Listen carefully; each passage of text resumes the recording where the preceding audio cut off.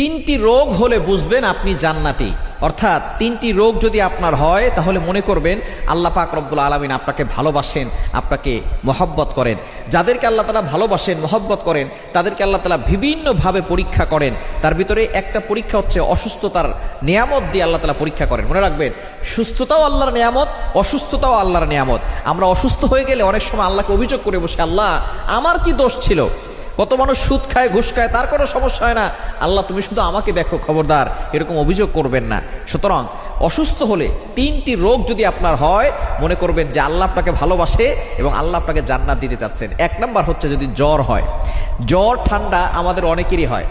একবার নবীজি সাল্লাল্লাহু আলাইহি সাল্লামের জামানায় কয়েকজন সাহাবী বসা, নবী সাল্লাল্লাহু আলাইহি সাল্লাম বলতেছেন, একজন সাহাবী বলতেছেন আমার খুব জ্বর হয়েছে, অনেক সাহাবী বলতেছেন আমারও জ্বর হয়।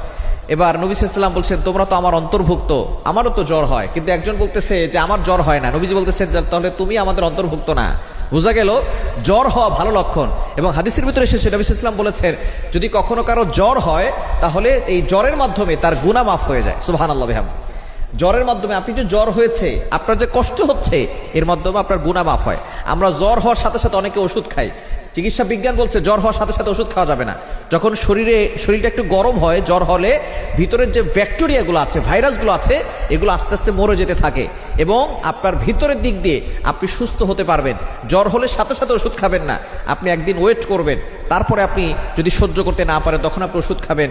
এবং জ্বর হলে একটা দোয়া আছে, সেই দোয়াটাও পড়তে পারেন। যেহেতু জ্বর হলে গুনাহ মাফ হয়, আল্লাহ পাক রব্বুল আলামিন গুনাহ মাফ করে দেন। সুতরাং গুনাহ মাফ হলেই মানুষ জান্নাতে যাওয়া তার জন্য সহজ হয়ে যায়। এক নাম্বার, যাদের জ্বর হবে, ঠান্ডা হবে, তাদের জন্য আল্লাহ পাক রব্বুল আলামিন জান্নাত দিয়েছেন। দ্বিতীয় নাম্বার হচ্ছে যাদের চুলকানি আছে, ঘা পাচরা আমরা বলে থাকি, চুলকানি আছে, অ্যালার্জি আছে, তাদের জন্য, এই যাদের চুলকানি আছে, আল্লাহ পাক রব্বুল আলামিন তাদেরকে জান্নাত দেবেন। হযরত আইয়ুব আলাইহিস সালাম তিনি 18 বছর ধরে অসুস্থ ছিলেন, শরীরের প্রত্যেকটা জায়গায় পচন হয়ে গিয়েছিল। আইয়ুব আলাইহিস সালাম তিনি হতাশ হন নাই, তিনি আল্লাহর উপরে ভরসা রেখেছেন।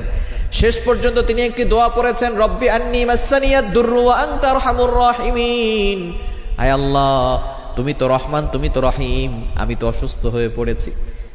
আইয়ুব আলাইহিস সালাম অভিযোগ করেন নাই, আমরা অভিযোগ করি, করবেন না। যাদের চুলকানি, অ্যালার্জি, হযরত আইয়ুব আলাইহিস সালামকে আল্লাহ পাক রব্বুল আলামিন এই রোগ দিয়েছিলেন। সুতরাং যদি আপনার চুলকানি, অ্যালার্জি থাকে, মনে করবেন যে আল্লাহ পাক রব্বুল আলামিন আপনাকে ভালোবাসেন, আল্লাহ আপনাকে জান্নাত দিবেন। এবং 3 নম্বর রোগ হচ্ছে চোখ ওঠা। আমাদের অনেক সময় চোখ ওঠে। যাদের চোখ ওঠে, নবীজি সাল্লাল্লাহু আলাইহি সাল্লাম এই চোখ ওঠার মাধ্যমে আপনার যে কষ্ট হচ্ছে, গুনাহ মাফ হচ্ছে, গুনাহ মাফ হলেই আপনার জান্নাত আপনার জন্য সহজ হয়ে যাচ্ছে। সুতরাং এই 3টি রোগ আল্লাহর পক্ষ থেকে আসে।